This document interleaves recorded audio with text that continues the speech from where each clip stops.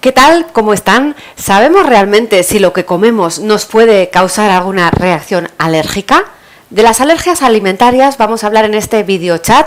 Me acompaña la doctora Carmen D'Amelio, especialista del Departamento de Alergología e Inmunología Clínica de la Clínica Universidad de Navarra. Bienvenida, doctora, ¿qué tal? Gracias, Marta. La doctora es especialista de este Departamento de Alergología e Inmunología Clínica de la Clínica Universidad de Navarra. También es profesora de la asignatura Alergología en la Facultad de Medicina de la Universidad de Navarra, licenciada en Medicina por la Universidad Central de Venezuela, realizó la especialidad en alergología en la Clínica Universidad de Navarra y es doctora además en medicina mención cum laude por la Universidad de Navarra. Doctora, muchas gracias por asistir, gracias a ustedes, lectores de la página web de abc.es, por enviar sus preguntas sobre este tema que preocupa a tantas personas, las alergias alimentarias. Para comenzar, doctora, me gustaría que me contestara a la pregunta que planteaba al principio, puesto que existen tantos tipos de alimentos que pueden producir alergia, ¿cómo puedo saber si estoy teniendo una reacción alérgica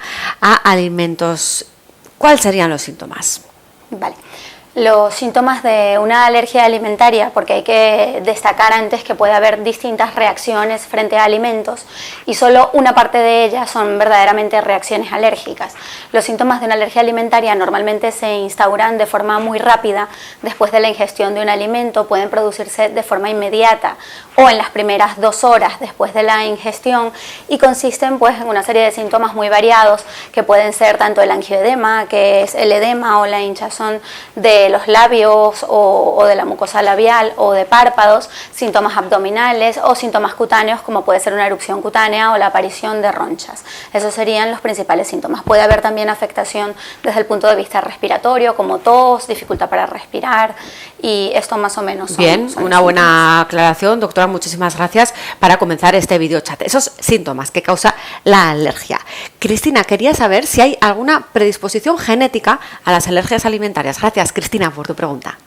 Sí, pues la genética efectivamente influye. De hecho, se estima que 1 de cada 2 pacientes alérgicos tienen antecedentes de atopia en la familia, con lo cual esto puede predisponerles a desarrollar una alergia alimentaria. Sin embargo, también hay que tomar en cuenta que la genética no es el único factor determinante, ¿no? Sino que es multifactorial y el desarrollo de una alergia alimentaria puede venir dado también por el momento en el que se introducen los alimentos, por la frecuencia de consumo de los mismos y además la parte genética que puede influir. Si bien es cierto que también en pacientes sin antecedentes de alergia alimentaria en la familia puede surgir, puede aparecer de nuevo una alergia alimentaria. Un factor a tener en cuenta, desde luego. Vamos con otro correo. Rubén escribe al chat de ABC: ¿hay alguna manera de prevenir las alergias? Se referirá quizás a prevenir la reacción. Sí, probablemente. En cuanto a prevenir las reacciones alérgicas, pues una vez que se sabe que el paciente es alérgico, sí que se deberían tomar las medidas necesarias y esto se hace sobre todo con una buena educación al paciente por parte del médico y también educación a los profesores, en el caso de los niños, de cómo actuar ante una reacción alimentaria, ¿no? Si el niño o el paciente come en un comedor común, pues saber muy bien cómo se deben manipular los alimentos, qué alimentos debe evitar y sobre todo tener la medicación de rescate necesaria para en el momento de que haya una reacción poder tratarla adecuadamente y prevenir que vaya a más.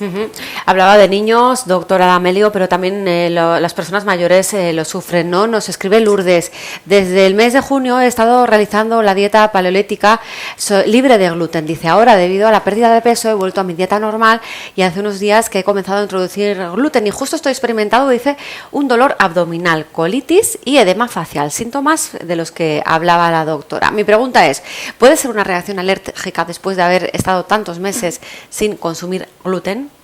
Pues podría ser. Yo a esta lectora sí que le recomendaría que se realizase un estudio alergológico porque a veces pues o últimamente hay una tendencia a hacer dietas muy estrictas en las que se evitan radicalmente una serie de alimentos y podría ser que si ella además anteriormente lo ingería con naturalidad, que después de un periodo de evitación al reintroducirlo tuviera alguna manifestación que parece compatible con una reacción alérgica, con lo cual es recomendable que se haga un estudio alergológico, que acuda a un alergólogo que pueda hacer muy bien una historia clínica detallada y las pruebas que considere pertinentes. Doctora, son muchos los alimentos que pueden causar alergia, ¿verdad? A juzgar por las preguntas recibidas, vemos que hay todo tipo de alimentos que podrían causarla, ¿no?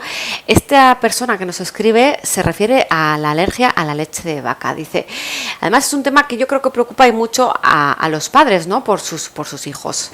Gemma dice lo siguiente: después de una provocación con leche de vaca, ¿en cuántos días se considera superada? Mi hijo es alérgico a la proteína de la leche de vaca y después de 25 días de la prueba le salen abones tras la ingesta de leche y lácteos. ¿Qué se debe hacer?, pregunta. Gemma, pienso que posiblemente se esté refiriendo a una desensibilización con leche de vaca, ¿no? Posiblemente a su hijo le han hecho una inducción de tolerancia. Esto se hace en pacientes que son alérgicos a diferentes alimentos, sobre todo a la leche de vaca o al huevo, y se van dando cantidades progresivamente crecientes del alimento hasta que se alcanza una dosis determinada.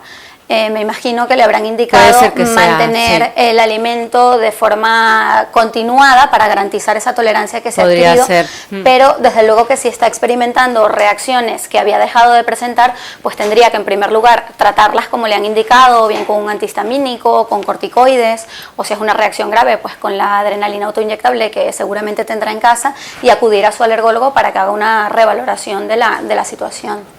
Muy bien, pues pasamos a leer otro mail. Según un análisis, tengo intolerancia a la lactosa. ¿Puede ser por ello que tenga urticaria crónica? Dice que lleva 30 años con este problema. Vale, pues comenzando por el final, la urticaria crónica es una condición que afecta a un número determinado de individuos que tienen una reacción, unos síntomas cutáneos, urticaria o ronchas o abones, y generalmente no tiene que ver con alergia alimentaria.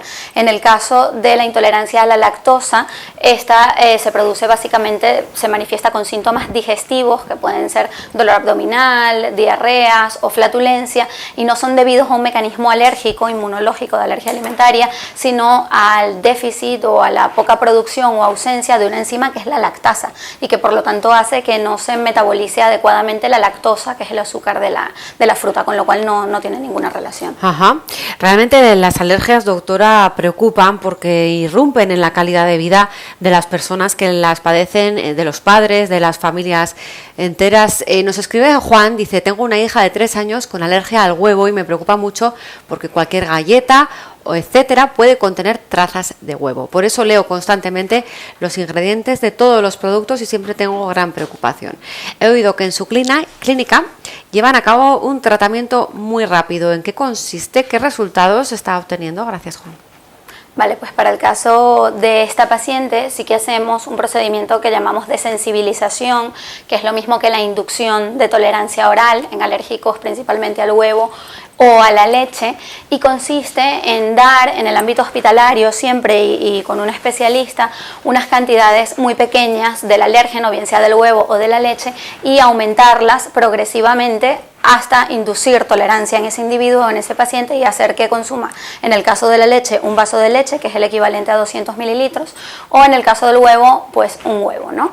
Sí que es cierto que la pauta convencional era de alrededor de unos 2 meses, llevaba unos 2 meses para lograr alcanzar la toma de esa dosis final de huevo, en el caso de los alérgicos a huevo, y un poco mayor para los alérgicos a la leche, pero disponemos de alternativas, y esto hay que individualizarlo y hay que ver muy bien si el paciente cumple con ciertos criterios, según el grado de sensibilización que tenga, en el que se puede hacer esa desensibilización en una semana, tanto al huevo como a la leche de forma individualizada según el paciente, con lo cual se recomienda antes un estudio alergológico a ver en qué situación estamos y si es recomendable. Y en el caso de que se recomiende, comenta que en apenas una semana ya pueden estos pacientes tomar huevo y leche de nuevo. Eso es, en aproximadamente una semana, si generalmente 7 días, esos pacientes estarían ya tomando esa dosis total óptima para ese paciente, que luego es importante que mantengan, ¿no? En una forma regular, una ingestión regular, para garantizar que no se pierda esa tolerancia que hemos inducido. ¿Y durante esa semana tienen que acudir los pacientes a la clínica para que realicen estas ingestas progresivas de alimento? Sí, normalmente lo que hacemos es que el paciente acude a la clínica, se realiza un estudio alergológico y se programa un ingreso que se estima en ese tiempo, ¿no? De una semana. En el primer día se realiza una prueba de provocación, que es darle al paciente el alimento buscando que el paciente presente algún síntoma, que por supuesto se trata, y en el segundo día se iniciaría ya el proceso de aumento de dosis. Nos aprovechamos un poco del periodo refractario, el que hay después de que se ha producido una reacción, para aumentar la dosis al día siguiente hasta que el paciente alcance la dosis máxima deseada. Eso es realmente interesante porque ya los pacientes no tienen que dar vueltas de alergólogo en alergólogo, llevando a cabo tratamientos largos. Sobre todo porque mejora mucho la calidad de vida de los pacientes, ¿no? Que a lo mejor entonces ya una traza o una contaminación accidental con el huevo o la leche dejaría de producirles una reacción grave. Entonces esto mejora mucho la calidad de vida tanto del paciente como de su familia. De toda la familia, es cierto. Nos preguntan también a usted, doctora D'Amelio, si es posible que las alergias a los alimentos se produzcan de repente a partir de los 30 o 40 años y por qué. Sí que pueden aparecer alergias en la vida adulta, aunque hasta entonces se haya tomado ese alimento, y esto depende un poco pues del tipo de alimento, de la capacidad alergénica que tenga, de la frecuencia con la que se toma, y sobre todo también a estas edades de otras alergias que el paciente presente de forma simultánea. Por ejemplo, un paciente alérgico a alérgenos ambientales como pueden ser los pólenes podría tener por reacciones cruzadas, alergia a alimentos, porque reacciona frente a proteínas que están presentes en común en los pólenes y en los alimentos. Entonces sí que puede haber manifestaciones de alergia alimentaria en la adultez, aunque no se hayan presentado antes. Ajá, muy interesante también. Pues vamos con otra pregunta llegada a la página web de ABC. ¿Es cierto que algunas alergias se pueden resolver solas y otras pueden aparecer a lo largo de la vida? Aparecer a lo largo de la vida, ya ha contestado que sí. ¿Y cómo saber cuándo hay que acudir al alergólogo? Vale, pues sí, en el caso especialmente de la leche y el huevo, hay muchos pacientes, muchos niños que superan estas alergias de forma espontánea, si bien en un porcentaje menor estas alergias persisten y hay que tratarlas pues como he explicado anteriormente, ¿no? Pero se estima que para la edad de 5 años aproximadamente el 80% de los pacientes con alergia a la leche de vaca y más de la mitad de los pacientes con alergia al huevo logran superar de forma espontánea esta alergia alimentaria. Otras alergias como a los frutos secos y al cacahuete pues tienden más bien a persistir y no se resuelven de forma espontánea. En cualquier caso, está indicado siempre que haya síntomas atribuibles a un alimento, acudir al especialista para conocer si verdaderamente se trata de una alergia alimentaria y para que pueda darle las indicaciones pertinentes. La siguiente pregunta es interesante también. Esta persona que dice, cuando como alguna fruta como melón o melocotón, noto picor en la garganta. Los síntomas no pasan de ahí, pero ¿debería hacerme alguna prueba para evitar síntomas peores en alguna otra ocasión? ¿En qué consisten estas pruebas? Pregunta. Sí, definitivamente está indicado pues que acuda, como he dicho antes, a su alergólogo para hacer las pruebas pertinentes y para además obtener del especialista las indicaciones que debe seguir en cuanto a si debe evitar algún alimento o puede seguir tomándolos, y desde luego la medicación que puede tomar por si tuviera alguna de estas reacciones. ¿Y las pruebas en qué consisten? Pregunta también esta persona. Sí, las pruebas, bueno, pues son bastante sencillas. El alergólogo lo que va a hacer inicialmente es una entrevista en la que va a preguntar al paciente las características de la reacción, la relación que tiene con los alimentos, y va a detallar muy bien todo lo que hay en torno a ese síntoma que el paciente refiere. Y posteriormente hará unas pruebas que son las pruebas cutáneas, que se pueden hacer o bien con extractos, con extractos que vienen ya del laboratorio, o con el alimento en fresco, y consiste en aplicar una pequeña cantidad de esos extractos o de ese alimento en el antebrazo y luego pues atravesar un poquito la piel con una lanceta para ver si hay una reacción inmediata. En función de eso luego se verá si además se hace una analítica para ver el grado de sensibilización que hay en sangre y poder dar las indicaciones. Por lo tanto, pruebas sencillas, nada que temer al alergólogo, ¿verdad? Eso es. Nos escribe una mamá preocupada, como ella misma se define, y como muchas otras también. Dice, ¿cómo puedo saber si mi bebé de 6 meses tiene alguna alergia antes de darle ciertos alimentos? Yo tengo alergia a todos los pescados, dice. Vale, pues a esta madre yo le respondería que si bien no existe una indicación de hacer un estudio alergológico si no se han tenido síntomas con un alimento, le recomendaría más bien que se adhiriera a las recomendaciones de su pediatra en cuanto a la introducción del alimento, de los alimentos sólidos principalmente, y bueno, pues por supuesto que si llegara a notar alguna reacción, acudir al alergólogo para hacer el estudio. Si bien es cierto que si ella familia es alérgica, pues hay una predisposición quizá un poco mayor, pero no podemos predecir si el niño tolerará adecuadamente o no. Lo más probable es que sí. Claro. ¿Por qué? Preguntas a otra persona, ¿por qué se produce la alergia al pescado? Es una pregunta que se puede hacer muchas personas, no solo al pescado, sino también a otro tipo de alimentos. En su caso dice, llevo 20 años sin probar el pescado por una reacción alérgica que tuve con 15 años y me pregunto qué tendría que hacer para comenzar a comerlo, puesto que mi dietista me lo recomienda para evitar mi sobrepeso. En cuanto a la pregunta de por qué se produce, pues como he dicho antes, tiene como múltiples causas, ¿no? Puede intervenir tanto la parte genética como la forma en la que se introdujo el alimento, la frecuencia con la que se comía y el tipo de alimento en sí mismo. Habría que ver realmente qué reacción fue la que tuvo en su momento por ver si se trataba efectivamente de una reacción alérgica y comprobarlo mediante las pruebas que estén indicadas, o si simplemente fue una reacción adversa o fue debida a otro alimento. En cualquier caso, su alergólogo es quien podrá decirle mediante el estudio alergológico y, si lo considera necesario, mediante una prueba de provocación, es decir, darle el alimento y ver si hay reacción, si puede reintroducirlo a la dieta o si debe continuar evitándolo. Otra pregunta llegada a la página web de la abc.es. Si se tiene alergia a la nuez, ¿se puede tomar otros frutos secos? Depende de las sensibilizaciones del paciente. No todos los pacientes alérgicos a la nuez son iguales. Quizá podría evitar la nuez y tomar otros frutos secos, pero esto solo podríamos saberlo con un estudio alergológico adecuado. Además, particularmente en el caso de los frutos secos, pues habría que tener cuidado porque es muy fácil que haya contaminación entre ellos, sobre todo de aquellos que suelen venir pelados o mezclados con otros frutos secos. ¿Qué recomendaciones daría usted a los padres que tienen niños pequeños y por lo tanto pues en cualquier momento pudieran manifestar una reacción alérgica a alimentos que ni siquiera han probado todavía, ¿no? ¿Qué se les recomienda para que Pues sí, para evitar, ¿no? Exacto. Pues principalmente que esos padres, que seguramente será así, estén muy bien informados acerca de la alergia que padece su hijo. Además, los niños suelen ser como muy conscientes de su enfermedad y saben perfectamente lo que pueden evitar o lo que pueden tomar.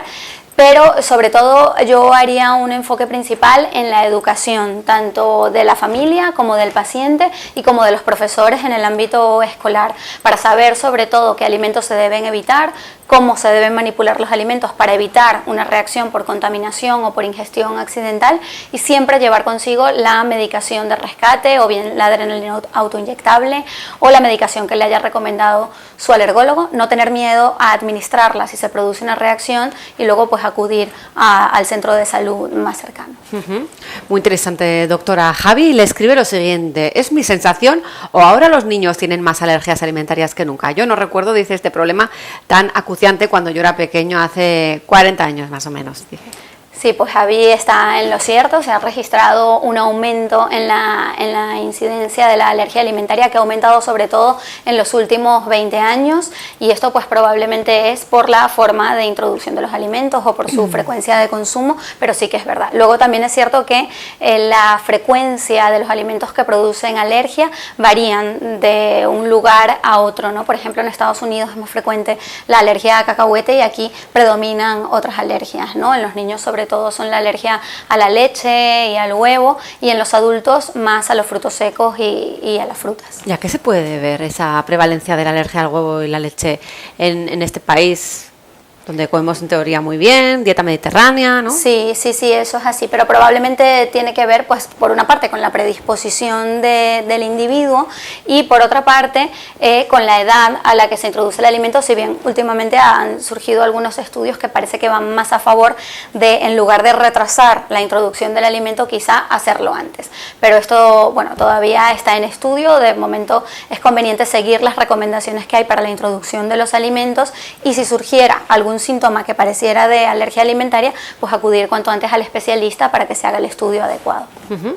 ¿Qué diferencia existe entre alergia e intolerancia alimentaria? Dice esta persona que le escribe que ha tenido episodios de diarrea y el especialista en endocrinología le ha diagnosticado intolerancia a la fructosa. ¿Tiene algo que ver con la alergia a la fruta? Vale, no tiene nada que ver, todo se podría englobar dentro de reacciones adversas a alimentos, pero la alergia, como he comentado antes, se debe a un mecanismo inmunológico, es decir, el sistema inmunológico del organismo produce anticuerpos que luego reconoce al alimento como un alérgeno y desencadena una serie de reacciones. Los síntomas suelen ser inmediatos y suelen ser generalizados, como los que decía, que pueden afectar a la piel o al sistema respiratorio o digestivo. En cambio, las intolerancias suelen producirse por una alteración en el metabolismo del alimento, como en el caso de la lactosa o de la fructosa, porque falte alguna enzima que haga que ese alimento no se digiera bien y por lo tanto los síntomas serán netamente síntomas abdominales, con lo cual seguramente su intolerancia a la fructosa pues no tiene nada que ver con una alergia a las frutas. Son dos cosas diferentes, ¿verdad? Pues doctora Carmen D'Amelio, especialista en alergología e inmunología clínica de la Clínica Universidad de Navarra, muchísimas gracias por su participación en este videochat.